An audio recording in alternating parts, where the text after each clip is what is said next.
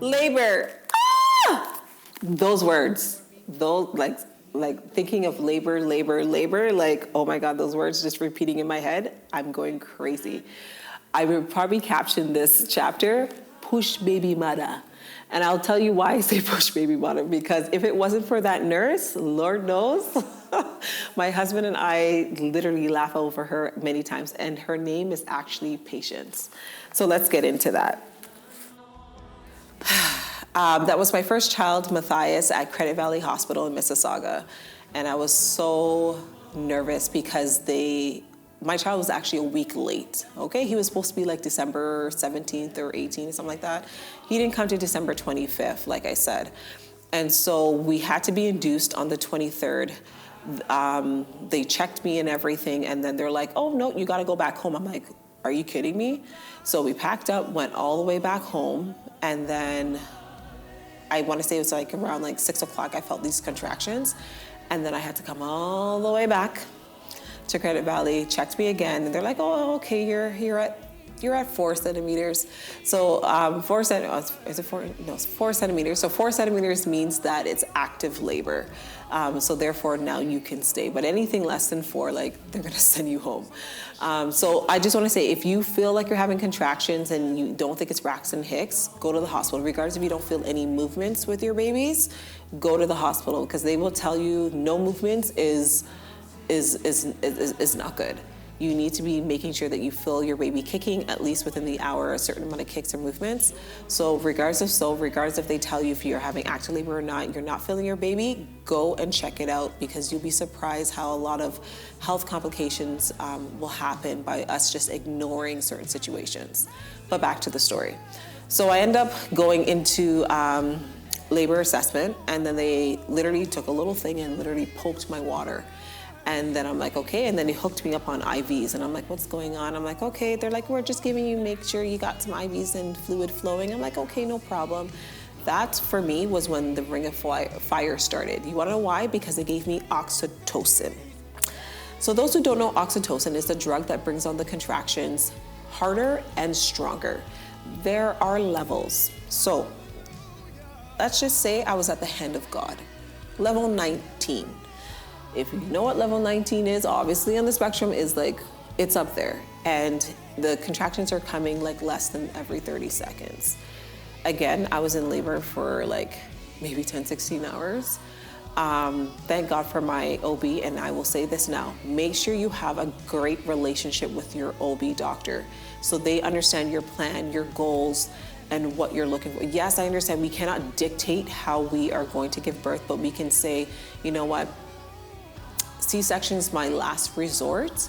Can we do a vaginal birth? Because that's really what I want. Just like those who want to do home births, right? So I just want to say, make sure you have that great relationship and they have an understanding of what you want to do. And your spouse can also speak for you as well, just in case you might be a little bit out on the pain. They can communicate that as well. So I know certain hospitals are now not doing birth plans, but at least your OB knows what to expect and you have an understanding. And so, again, it was that nurse named Patience that really helped me. And she really pushed me through that process, because when it came time to push, because like I said, my child didn't want to come out. It was literally the grace of God, because at first he was turned down, then he turned sideways, and then they kind of turned him back. But what was happening is that the umbilical cord was wrapped around his neck, not once, but twice. And so it was my cousin Simone, my husband Jason, and my friend Marilyn that was in the room. And they were just praying for me, because there was something that was happening in that atmosphere. And thank God that my OB doctor came, because it was another OB doctor that was there. And she's like, okay, the baby's not coming. I'm like, no, let's read the monitors. My heart rate's great. Is the baby's heart rate okay? Like, they're like, no, he's fine. I said, so why are we doing a C-section? And I had to literally stand up for myself. Do not feel like you cannot advocate for yourself. Your body is your body, your baby is your baby. Advocate for yourself. Unless there's some medical situation that is happening, advocate for yourself, because they are quick to cut and then stitch you up and send you on your way, and for 6 weeks you're out. And I was not about that, because my cousin went through C-section, and believe it or not, when you do one C-section, the next child has to be a C-section. I think it's like 2 or 3 of them back to back. You're not able to have a vaginal birth after you have a C-section, if you didn't know. And so I didn't want to start off my pregnancies like that. So I was very adamant by having a vaginal natural birth. And thank God my doctor came in and she's like, what's going on? I'm like, Dr. D, help me. They're gonna give me a C-section. She's like, oh, no. Let me see what's going on. And she checked and she's like, the umbilical cord is wrapped around his neck. Don't push. Thank God I didn't. And let's see if we can kind of turn him and unwrap him. And so that's what she did. And then she's like, okay, this baby's not gonna come out through your vagina hole. We're gonna have to cut. And so she got the scalpel and she literally sliced me from there to there. My cousin Simone literally took my husband's face and was like, yeah, because he can't see blood. And his face literally went white. So it was I'm just like, what's going on? I'm looking at the mirrors up top. I'm like, oh, okay. I feel water. Is everything okay down there? They're like, Hannah, they just cut your body, like your flesh. And it was like white, and then it flooded with blood. And it was just like a gore scene. My cousin's just like, oh my gosh, I've never seen like flesh cut like that, she said. And so I was like, okay, I can only imagine. But anyways, the baby came out, and the baby's about to come out, and it was the nurse, like I was saying, patience. She said to me these few words. She's like, push, baby mother, push baby mother, push. And I'm like, are you kidding me? First I thought it was a joke, but she's like, push, baby mother. And I'm like, oh my gosh, okay, this woman, I will never forget her. And definitely pushed. And it was just so amazing to have that support. The nurses were awesome. They were so friendly. Bedside manner was like 100%. And they made you feel like they were there for you. And that's what I mean by having that great support circle, that hospital, your OB, that relationship, because it makes this process a lot more smoother when you know that people are in the ring for you and cheering you on 110%.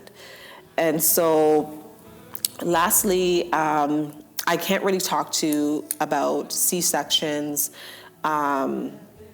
or other situations, but I can only hope for this story right here that it will be a vaginal birth, that it won't be a C-section. Right now, twin A is, turned down, and twin B is across.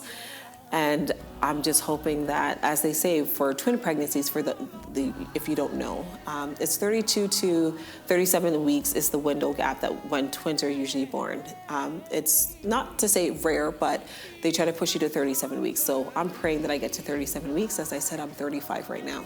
And so twin A dictates the labor of how your babies are gonna come out. So right now, twin A is turned down, and twin B is across. So if twin A dictates that right now it's a vaginal birth, they'll probably induce me, because my babies never break my water. All that stuff never happens for me. I've never experienced that. So I just know that probably you pee yourself, that's it.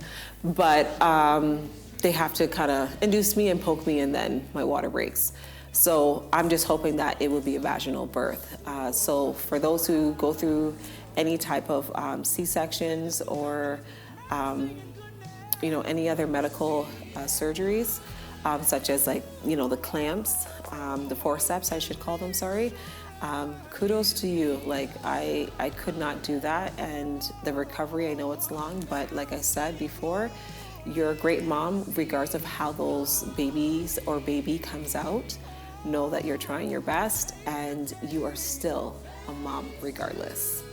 Thank you for watching.